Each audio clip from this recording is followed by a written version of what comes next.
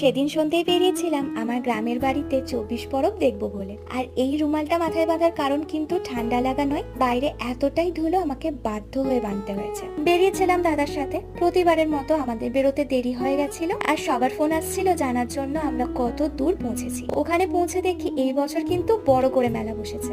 দাদা তো বড্ড খিদে পেয়েছিল, তাই আগে আমরা ঠিক করি রোল খাবো। সো আমরা টুকটুকি রোল কর্নার থেকে একটা পনির রোল অর্ডার করি। আমরা কেউ এক্সপেক্ট করিনি রোলটা এত ইয়ামি হবে। আমরা সবাই খুব নাম করছিলাম, কিন্তু পে করার সময় প্রাইস শুনে জাস্ট অবাক হয়ে যায়। 70 রুপিস করে আমাদেরকে পে করতে হয়, সেটা ওয়ার্থ ইট মনে হয়নি। তারপর আমার বোন বলল বাইরে বেরিয়েছি, ফুচকা তো খেতেই হবে। তাই বেশ কয়েকটা ফুচকা খেয়ে দাদা বললো এরপর একটা আইসক্রিম খাওয়া বানতে হয়। সেদিন ভীষণই গরম ছিল, তাই আমরা কেউই না করিনি। এই ক্লিপটা নেওয়ার সময় সবাই খুব ইয়ার্কি ঠাট্টা করছিল আর আমি খাওয়ার থেকে বেশি হেসেছি। And that's it for today guys. বড় ব্লগ কিন্তু একটা আসছে, সো স্টে টিউন।